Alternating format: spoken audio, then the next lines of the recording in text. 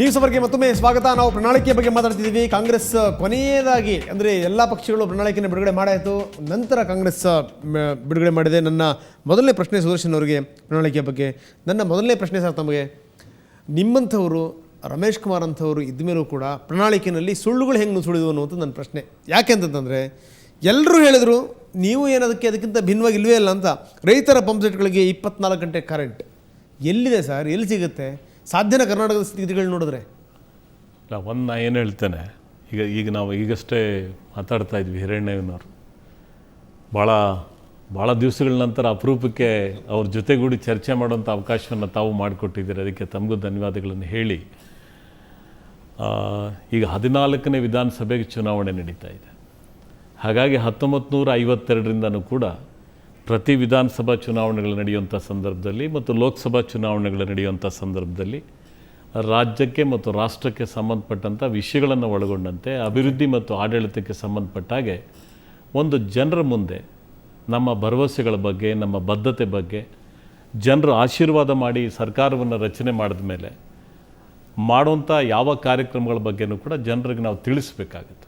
ಇದೊಂದು ಕನ್ವೆನ್ಷನ್, ಇದೊಂದು ಮೊದಲಿಂದ ಬಂದಿರತಕ್ಕಂಥ ಒಂದು ಸಂಪ್ರದಾಯ.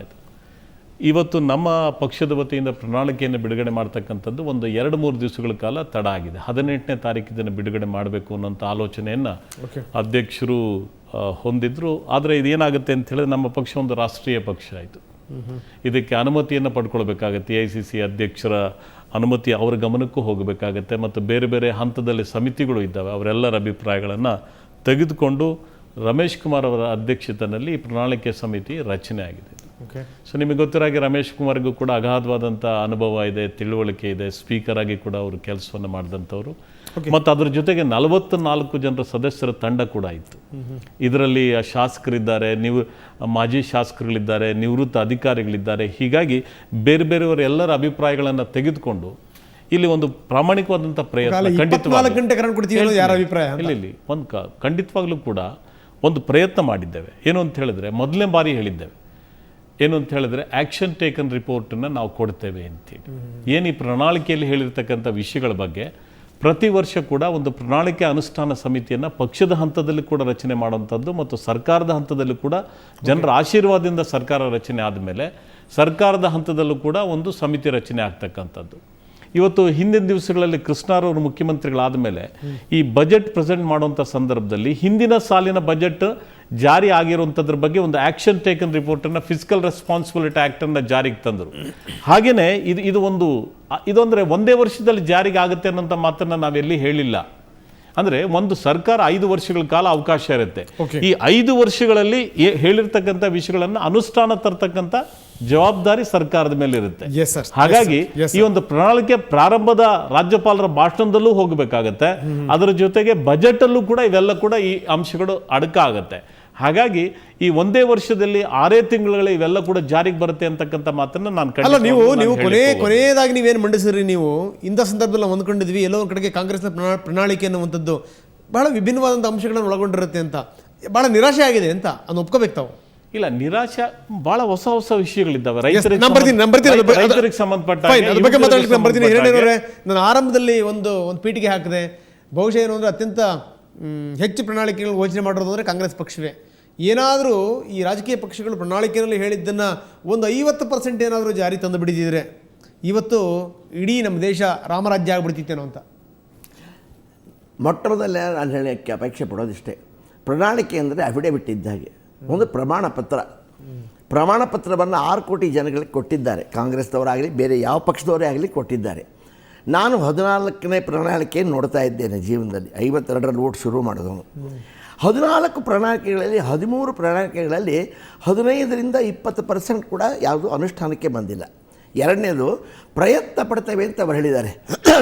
ಸರಿ, ಎಲ್ಲಿವರೆಗೆ ಚುನಾವಣೆ ಮುಗಿದು ಇವರು ಪಕ್ಷ ಅಧಿಕಾರಕ್ಕೆ ಬರುವವರೆಗೆ ಪ್ರಯತ್ನಶೀಲತೆ ಇರುತ್ತೆ.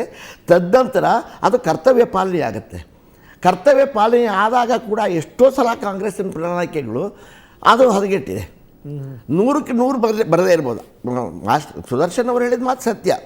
6 ತಿಂಗಳಲ್ಲಿ ಮಾಡಿ ನಾವು ಬಿಡಲ್ಲ. ನಾವು ನಿಮಗೆ ಅವಕಾಶ ಕೊಡೋದು 5 ವರ್ಷಕ್ಕೆ.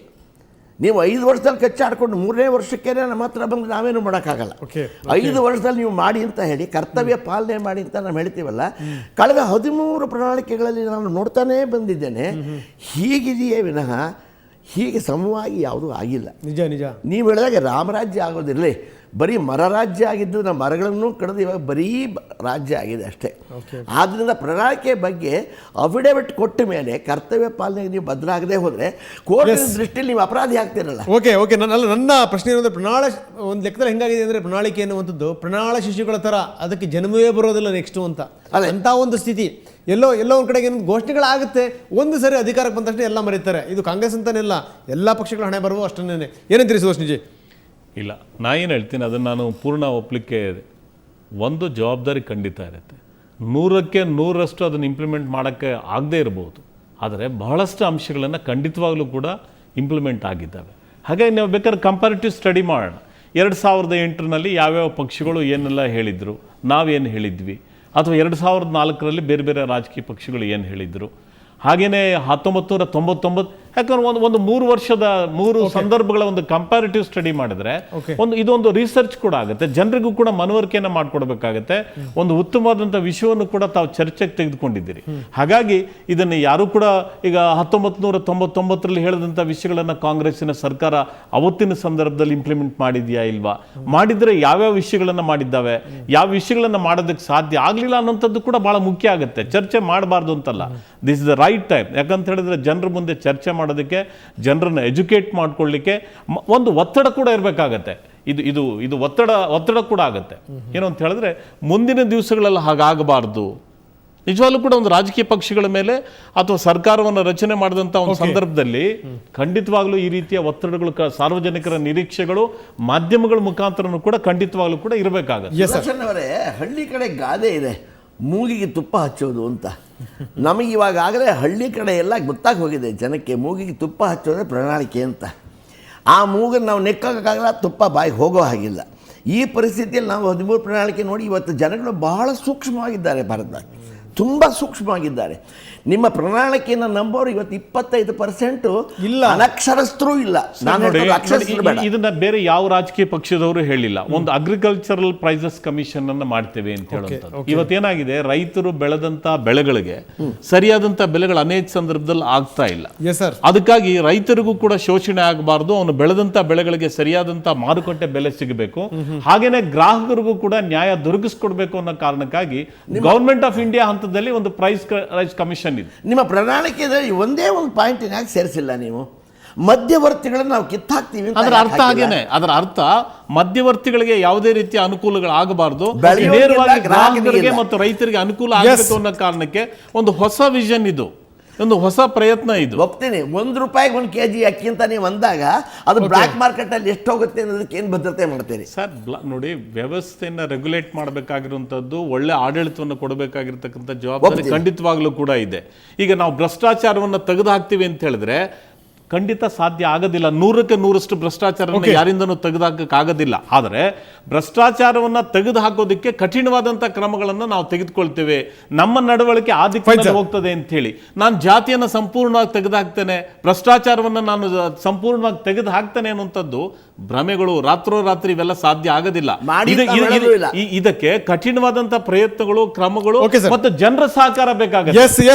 ಸಹಕಾರ ಇಲ್ಲದೆ ಎರಡು ವಿಷಯಗಳನ್ನು ತೆಗೆದು ಹಾಕೋದಕ್ಕೆ ಖಂಡಿತ. ಸುದರ್ಶನ್ ಅವರೇ, ಹೆಂಗ್ ಗೊತ್ತಾ, 4 ಪಕ್ಷಗಳ ಪ್ರಣಾಳಿಕೆಯನ್ನು ಇಟ್ಕೊಂಡೆ ನಾವು ನಾಳೆ ಸುದೀರ್ಘವಾದಂಥ ಒಂದು ಚರ್ಚೆನ ಮಾಡ್ತಾ ಇದೀವಿ. ನಾನು ನಿಮ್ಗೆ ಆಹ್ವಾನಿಸ್ತೀನಿ, ಖಂಡಿತವಾಗ್ಲೂ ಬನ್ನಿ, ಮಾತಾಡಿ. ಬೇರೆ ಪ್ರಣಾಳಿಕೆಗಳಿಗೂ ನಿಮ್ಮ ಪ್ರಣಾಳಿಕೆಗೂ ಇರುವಂಥ ವ್ಯತ್ಯಾಸ ಮಾತ್ರ ಸತ್ಯ. ಹಿರಣ್ಯವರು ಹೇಳಿದಂಗೆ ಪ್ರಣಾಳಿಕೆಯನ್ನು ನೋಡಿ ಓಟ್ ಹಾಕುವಂಥವ್ರ ಸಂಖ್ಯೆ ಬಹಳ ಕಡಿಮೆ ಆಗಿದೆ. ಯಾಕಂದ್ರೆ ನಿರಂತರವಾಗಿ ಮೂಗಿಗೆ ತುಪ್ಪ ಹಾಕಿದಂತ ಪ್ರತಿಫಲ ಅಲ್ಲ. ಒಂದ್ ನಿಮಿಷ, ನಾನು ಯಾಕೆ ಮಾತನ್ನು ಹೇಳ್ತಾ ಇದ್ದೇನೆ ಅಂತ ಹೇಳಿದ್ರೆ, ಇವತ್ತು ನೀವು ಚುರುಕಾಗಿದ್ದೀರಿ, ಎಲೆಕ್ಟ್ರಾನಿಕ್ ಮೀಡಿಯಾ, ಪ್ರಿಂಟ್ ಮೀಡಿಯಾ ಚುರುಕಾಗಿದೆ, ಓದುವಂತ ಜನರ ಸಂಖ್ಯೆ ಜಾಸ್ತಿ ಆಗಿದೆ, ಟಿವಿಗಳನ್ನ ನೋಡುವಂತವ್ರ ಸಂಖ್ಯೆ ಜಾಸ್ತಿ ಆಗಿದೆ. ಹಾಗಾಗಿ ಜನರ ಮೇಲೆ ಖಂಡಿತವಾಗ್ಲೂ ಕೂಡ ಇದರ ಪ್ರಭಾವ ಆಗುತ್ತೆ. ಕೇವಲ ಇಷ್ಟು ಮಾತ್ರ ಅಲ್ಲ ಸುದರ್ಶನ್ ಜಿ, ನಾನು ಈ ಮುಖಾಂತರ ತಮಗೊಂದು ಆಶ್ವಾಸನೆ ಕೊಡ್ತಾ ಇದ್ದೀನಿ. ನಿಮ್ಮ ಪ್ರಣಾಳಿಕೆ ಒಂದು ಪಕ್ಷ ನಿಮ್ಮದೇನಾದರೂ ಸರ್ಕಾರ ಅಧಿಕಾರಕ್ಕೆ ಬಂದರೆ ನಾವು ಈ ಪ್ರಣಾಳಿಕೆಯ ವಿಷಯಗಳನ್ನು ಪದೇ ಪದೇ ನಿಮಗೆ ಜ್ಞಾಪಿಸ್ತಾ ಇರ್ತೀವಿ ಅನ್ನುವಂಥದ್ದು ಒಂದು.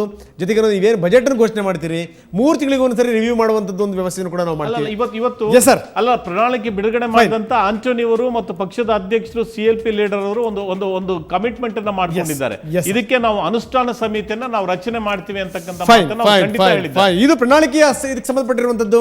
ಎಲ್ಲ ಪಕ್ಷಗಳ ಪ್ರಣಾಳಿಕೆಯನ್ನು ಎತ್ಕೊಂಡು ನಾಳೆ ನಾವು ಸುದೀರ್ಘವಾದಂಥ ಒಂದು ಚರ್ಚೆಯನ್ನು ಮಾಡ್ತಾ ಇದ್ದೀವಿ. ಇದೆಲ್ಲದರ ಜೊತೆಗೆ ಪಾರ್ಟಿ ಫಂಡ್ ಬಗ್ಗೆ ಮಾತಾಡಲೇಬೇಕು. ಯಾಕಂದರೆ ಈ ಪಾರ್ಟಿಗಳಿಗೆ ಇಷ್ಟೊಂದು ದೊಡ್ಡ ಪ್ರಮಾಣದಲ್ಲಿ ಫಂಡ್ ಯಾಕೆ ಅನ್ನುವಂಥದ್ದು ನಮ್ಮ ಪ್ರಶ್ನೆ.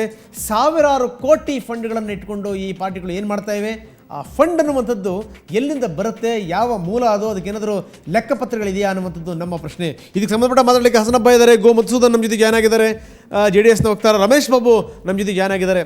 ಜೊತೆಗೆ ಇವರಿಬ್ಬರು ಮುಂದುವರಿತಾರೆ, ಮಾಸ್ಟರ್ ಹಿರಣ್ಯನವರು ಮತ್ತು ಸುದರ್ಶನ್ ಅವರು. ಎಲ್ಲರ ಜೊತೆ ಚರ್ಚೆ ಮಾಡೋಣ. ಅದಕ್ಕಿಂತ ಮೊದಲು ಪುಟ್ಟ ವಿರಾಮ.